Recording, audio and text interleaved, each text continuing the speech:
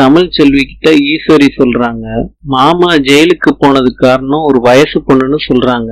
அது நீயா இருந்தேன்னா பனிஷ்மெண்ட் ரொம்ப அதிகமா இருக்குமே. நான் சும்மா ஒரு பேச்சுக்கு தான் சொன்னேன். இந்த மாதிரி தோணுன்னு ஏதாவது பேசிக்கிட்டு இருப்பேன். தமிழ் எப்படி உப்பு இல்லாம சாப்பிட்டு சமையல 10 நாள்ல கத்துக்க போறியோ, இனிமேட்டு நீ என்ன பண்ண போறியோ பாவம். சமையல்ல ஏதாவது டவுட்னா அத்தை கிட்ட கேளு, நான் சொல்லி கொடுக்குறேன். தாமரைக்கு கால் வருது. ஆறுமுகம் பேசுறாரு, உனக்கு என்னடா வேணும்? எனக்கு என்ன வேணும்னு நான் 2 நாளைக்கு முன்னாடியே சொல்லிட்டேனே மேடம் உங்ககிட்ட. சாயங்காலம் முடியும் வெயிட் பண்ணுவேன் மேடம். நீங்க குடுக்கலன்னு வச்சுக்கோங்க, நான் சேதுகிட்ட போய் என்னென்னலாம் சொல்ல முடியுமோ அத்தனையும் சொல்லிடுவேன். போனை வச்சிடறாங்க. யாரு தாமரை போன்ல? அம்மா அந்த ஆறுமுகம் தான்மா மிரட்டுறான். 1 லட்சம் ரூபாய் பணம் கேக்குறாமா. குடுக்கலாட்டி சாயங்காலம் சேதுகிட்ட சொல்லிடுவானா. என்ன தாமரை, மாமா உங்களுக்கு இன்னும் கோபம் போலையா என் மேல? என்ன மன்னிச்சிருங்க மாமா.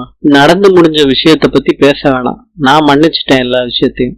மாமா என் சமையல் உங்களுக்கு பிடிச்சிச்சா? நல்லா இருந்துச்சு தாமரை. அப்பனா சமைச்ச கைக்கு தங்க காப்பு போடுறதா சொன்னீங்களே மாமா, அது நிஜமாதானா இல்ல வாய் வார்த்தைக்கா மாமா? தமிழ் செல்விக்கு தான் பரிசா, இந்த மருமகளுக்கு கிடையாதா மாமா? இல்ல எவ்வளவு காசு இருக்குன்னு எனக்கு தெரியாதுமா தாமரை. எவ்வளவு இருந்தாலும் உனக்கு தாமா. சேதுவுக்கு தமிழோட அம்மா கால் பண்றாங்க.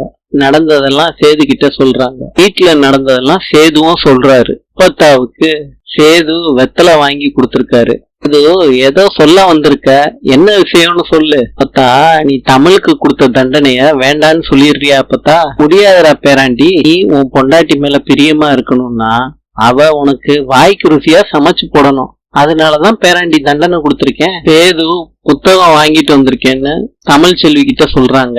தமிழ் செல்வி வேகமா பிரிச்சு பாக்குறாங்க. அது ஃபுல்லா சமையல் புஸ்தகமா இருக்கு. அதிர்ச்சி ஆறாங்க தமிழ் செல்வி. நீங்க புத்தகம் வாங்குறீங்கன்னு நீங்க சொன்னப்ப நான் 12ஆம் வகுப்பு புத்தகம் தான் நீங்க எனக்கு வாங்கி கொடுத்துருக்கீங்கன்னு நான் நினைச்சேன். சமையல் புஸ்தகம்னு நான் யோசிக்கல. இப்போதைக்கு இத படிச்சு சமையலை கத்துக்கோ.